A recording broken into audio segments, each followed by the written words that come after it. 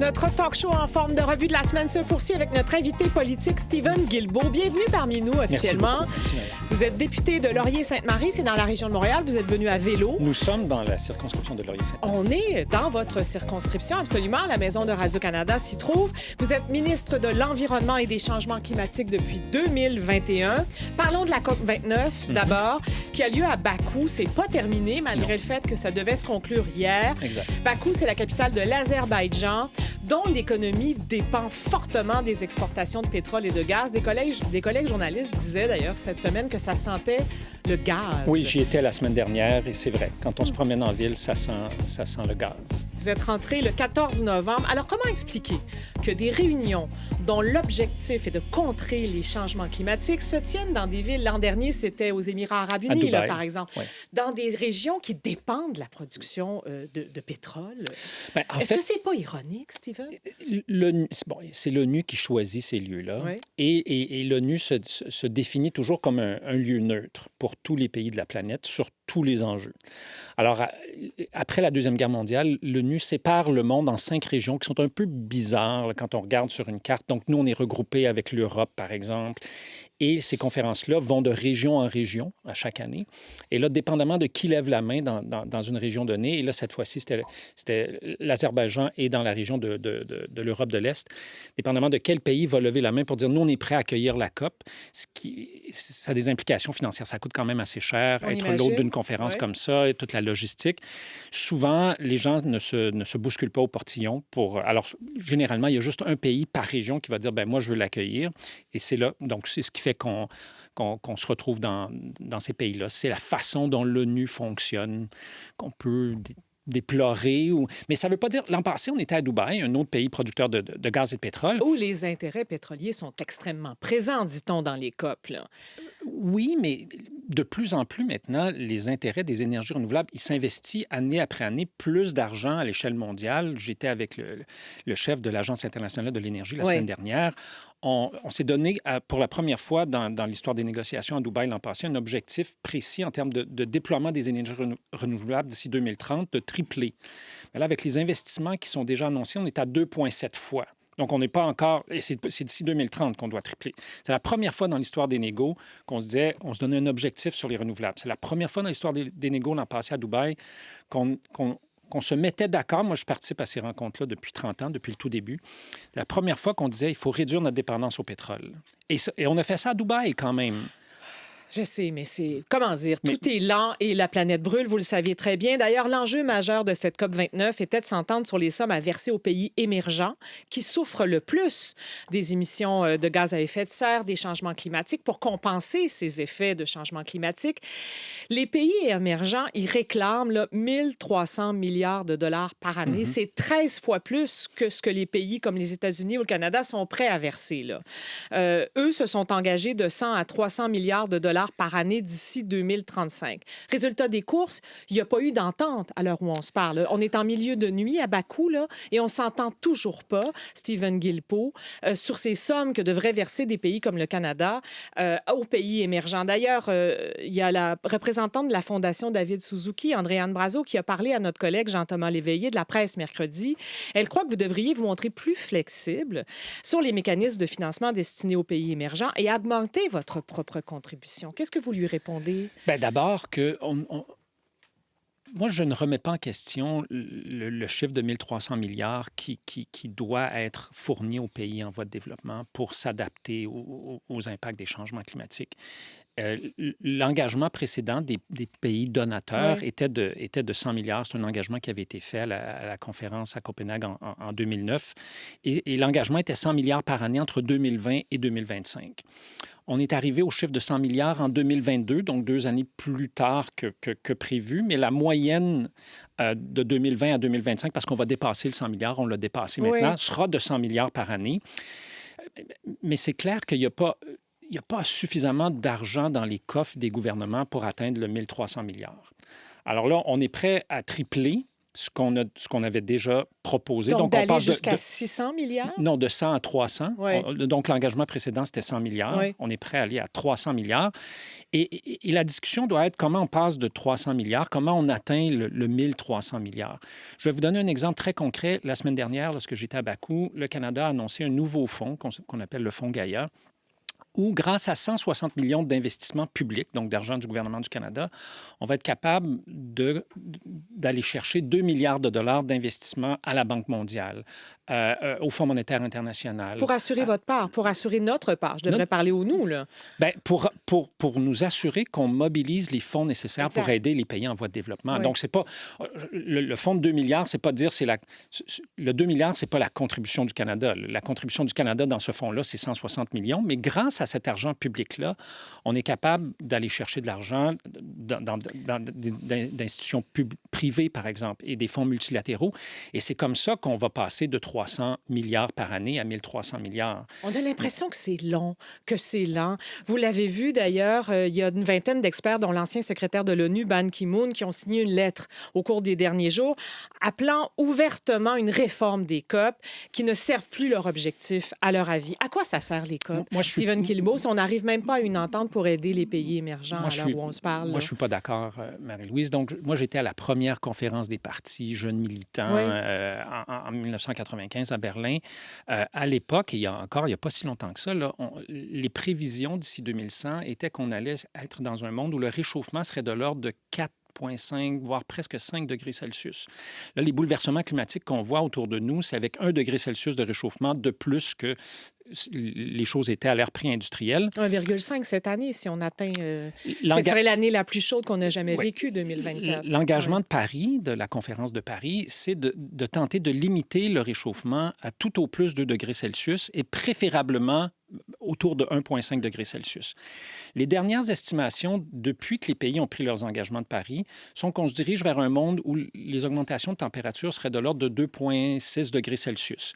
Vous allez me dire, c'est beaucoup trop, mais c'est beaucoup moins que le 5 degrés vers lequel on se dirigeait il y a à peine une décennie, Marie-Louise. C'est ce que je veux bien, mais c'est voir le verre à moitié vide au lieu de le voir à moitié plein. C'est des milliards de tonnes de CO2 de pollution qui ne se retrouveront jamais dans l'atmosphère. C'est des investissements maintenant à l'échelle mondiale dans les technologies propres et dans les énergies renouvelables qui dépensent les investissements dans les combustibles fossiles. Est-ce qu'il n'est pas déjà trop tard, Stephen? Regardez ce qui s'est passé au cours de la dernière année. C'est quoi l'alternative? On baisse les bras puis on dit « Ah, c'est trop difficile, on arrête. » On ne peut pas. Il faut continuer. C'est difficile, c'est compliqué. Il y a presque 200 pays autour de la table. Vous et moi, on parle d'un des enjeux de la COP. Il y en a 50 enjeux de négociation à la COP. On ne parle toujours que de 2 ou 3 des principaux. Oui, c'est compliqué. Ça va toujours être compliqué, mais c'est pas parce que c'est compliqué que c'est difficile qu'il faut baisser les bras. Moi, qu'on me montre c'est quoi le plan B, je le connais pas, moi. Et ça marche. Nous y arrivons pas assez vite. Il faut qu'on aille plus vite. Oui, puis la situation géopolitique, comment dire, s'avenime. Les Américains viennent d'élire Donald Trump, qui promet de forer chaque jour, de renverser les mesures climatiques prises par Joe Biden, dont l'accord de Paris. Donnez-nous des raisons de croire qu'on ne court pas à notre perte, là. Bon, d'abord, excusez-moi d'être dramatique. Ce que le président élu Trump dit et ce qu'il va pouvoir faire, on le sait, il y a un monde. Je pense qu'on a été habitués la première fois. Il y a des géographes qui disent... moins de misère la deuxième fois, par exemple. On verra. Les investissements que le président Biden a fait dans la transition énergétique aux États-Unis, les 2 tiers de ces investissements-là sont dans des États républicains. Or, quand M. Trump va vouloir commencer à couper là-dedans, il va avoir des gouverneurs républicains, puis des représentants au Congrès républicains, puis des sénateurs républicains qui vont dire « Hey, attends une minute, là, c'est des emplois chez nous, c'est des investissements chez nous. » J'étais avec le ministre de l'Énergie de la Californie la semaine dernière qui disait il était avec plusieurs autres représentants d'États américains, plus d'une vingtaine. Ils ont lancé la coalition We're Still In, donc nous y sommes toujours. Ces États-là représentent plus de 50 de la population, 60 du PIB. Puis il dit, nous, peu importe ce que le gouvernement fédéral va faire, nous, on va continuer de travailler là-dessus. On veut travailler avec vous, le Canada, on veut travailler avec l'Europe, on veut travailler avec les pays en voie de développement. Alors, je ne suis pas en train de vous dire que l'élection de Donald Trump n'aura aucun impact. Bien sûr que oui, mais je ne suis pas en train de vous dire que c'est la fin non plus de ça. C'est autant devenu une question environnementale, cet enjeu-là, que c'est devenu maintenant une question d'investissement. mondiale, il y a une course à l'économie du 21e siècle, les minéraux critiques, les énergies renouvelables, l'électrification des transports. Oui. Le département de la défense américain investit au Canada pour sécuriser l'approvisionnement en minéraux critiques parce qu'on veut plus dépendre, les États-Unis ne veulent plus dépendre de la Chine et parce que le virage vers l'électrification, il est puis on le voit, là, je veux dire, semble-t-il que le nouvel meilleur ami de M. Trump, c'est Elon Musk, Tesla, la voiture électrique. Alors, oui, il va y avoir probablement que le président élu Trump va retirer les États-Unis de l'accord de Paris. Il y a le président Milei d'Argentine a dit qu'il allait joindre à M. Mais Trump. oui. Ça va être plus difficile, mais c'est pas... Ça a toujours été difficile. C'était difficile il y a 30 ans quand on a commencé. Je comprends. Mais il est peut-être temps que ce soit moins difficile. Ben, c'est ce que je c'est veux beaucoup- dire. c'est beaucoup Parce plus qu'on les facile. vit, les changements Non, non, mais c'est climatiques. pas- là. quand- On les vit, puis ça devient de plus en plus horrible, Quand je parlais de autant au changement Canada climatique, qu'ailleurs. il y a là. 30 ans, là, on Ouais. me traitait d'extraterrestre. Ouais. J'inventais des problèmes. On disait que j'étais un melon d'eau. J'étais vert à l'extérieur, mais rouge à l'intérieur, un peu comme la chemise. J'étais un communiste déguisé et je voulais m'attaquer à l'économie de marché. Stephen Harper a dit ça, d'ailleurs, il n'y a pas si longtemps, une quinzaine d'années à peu près. Alors, on a fait beaucoup de progrès, mais il faut en faire encore beaucoup C'était plus. rouge libéral, finalement, à l'intérieur. Stephen, le Canada ne fait pas bonne figure non plus en matière d'émissions de gaz à effet de serre. Dans une série de rapports dévoilés le 7 novembre dernier, le commissaire fédéral à l'environnement et au développement durable, Jerry DeMarco, a critiqué sévèrement votre gouvernement pour sa mauvaise gestion de plusieurs enjeux environnementaux, dont les émissions de gaz à effet de serre. On apprend dans ce rapport que le Canada est le membre du G7 le moins performant en matière de réduction des émissions de GES. Même les États-Unis font mieux. Comment vous expliquez ça? Bien, d'abord, ce que le commissaire à l'environnement a regardé, c'est la performance du Canada depuis 1990. Oui. Or, nous sommes au pouvoir, nous, seulement depuis 2015. Donc, c'est vrai que de 1990 à 2015, il ne s'est à peu près rien fait au Canada en matière de lutte au changement climatique sous une succession de gouvernements libéraux et conservateurs. Or, depuis 2015, on a commencé à mettre en place de nombreuses mesures, la tarification carbone, l'électrification des transports, des investissements records. On est un État pétrolier quand même. On produit du pétrole. Ça, c'est un fait, Marie-Louise. Je ne peux pas changer la nature de notre pays. Ce que je peux faire, c'est m'attaquer à la pollution. Et si on regarde en 2019 et 2021, le Canada est le pays du G7 qui a le mieux performé en matière de réduction des émissions de gaz à effet de serre. Alors, on a beaucoup de retard à rattraper. C'est tout à fait vrai. Nous sommes un grand pays producteur de pétrole et de gaz. Et ça, c'est une compétence provinciale. Les gens disent, vous devriez, le gouvernement fédéral, couper la production. Je peux pas m'attaquer à la production de pétrole de l'Alberta plus que je pourrais m'attaquer, mettons, à la production d'hydroélectricité au Québec. L'utilisation des ressources naturelles dans la Constitution canadienne, c'est une compétence provinciale. Là où moi, je peux agir, c'est sur la pollution, et c'est exactement ce que je fais. J'ai annoncé, il y a 2 semaines, un plafond sur les émissions de gaz à effet de serre du secteur du pétrole et du gaz. Pas avant 2030. Attention, D'après ce que j'ai compris. Non, pas c'est du tout. compliqué, hein? Non, la réglementation va entrer en vigueur en 2026. Oui. Et d'ici 2030, ce secteur-là, à qui on n'a jamais rien demandé en termes de réduction de la pollution, va devoir réduire sa pollution de 35 d'ici 2030. Comment ça se fait que vous n'aviez jamais rien demandé? Vous êtes au pouvoir là, comme ministre depuis 2021. Non, là? attendez, là, moi, je suis arrivé en 2021. Oui. Faire une loi dans un Parlement comme le Canada, faire un règlement, ça ne se fait pas en criant ciseaux. On a des obligations constitutionnelles de consulter les peuples autochtones, il faut parler aux provinces, aux territoires, il faut consulter les experts, la population, il faut faire passer ça par le Parlement. Alors, peut-être que il y a des pays où les choses peuvent aller plus vite, mais en démocratie, on a des processus et des procédures qui font en sorte que les choses peuvent être un peu plus longues, mais il reste que c'est la première fois dans nos émissions de gaz à effet de serre présentement au Canada sont à leur plus bas niveau en 25 ans. Ce n'est jamais arrivé dans l'histoire du pays que les émissions de gaz à effet de serre ont diminué alors que l'économie fonctionne à plein régime. Jamais. Les seules fois où nos émissions ont diminué dans les 15-20 dernières années, c'est crise économique, crise financière, COVID. Alors que là, l'économie fonctionne à plein régime, puis les émissions diminuent. Il faut qu'elles diminuent plus rapidement. Je Ben suis oui, 100 d'accord. c'est ça. On a avec l'impression que la lenteur du processus va à l'encontre même de l'urgence de la situation. Là. Oui, puis bon, je veux dire... On devrait pouvoir s'entendre puis agir plus On rapidement. devrait. Pourtant, Danielle Smith demande ma démission, Oui. la première ministre de l'Alberta, à chaque semaine, ou presque. Quand l'ancien animateur de Fox News, Tucker Carlson, était au Canada, Edmonton et Calgary, elle lui a demandé de mettre une cible au sens propre, pas au sens figuré, sur mon dos. Elle dit, pouvez-vous vous occuper du ministre de l'Environnement? Le ministre de la Saskatchewan, le premier ministre, pardon, Scott Moe, c'est un peu la même chose.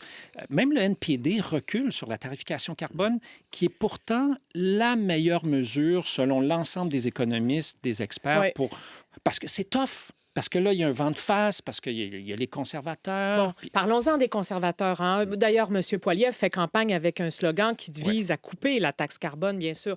Jeudi matin, 2 militants de Greenpeace ont bloqué l'entrée de la résidence officielle de Pierre Poilievre. Là. Pourquoi on le cible, lui, alors que c'est vous qui êtes au pouvoir? Ben, je pense qu'il faudrait peut-être demander aux gens de Greenpeace. Mais bon... Qu'est-ce que vous en pensez, vous? Ben, moi, je pense que... Écoutez, M. Poilievre a voté dans sa carrière de politicien 400 fois contre des mesures de lutte au changement climatique, des mesures de protection de l'environnement, qualité de l'air, qualité de l'eau. Son parti n'a aucune plateforme sur la question des changements climatiques.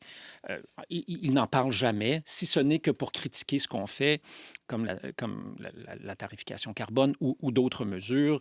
Il se dit favorable aux investissements en technologie, mais il critique tous les investissements qu'on a fait dans l'électrification des transports, dans les énergies renouvelables.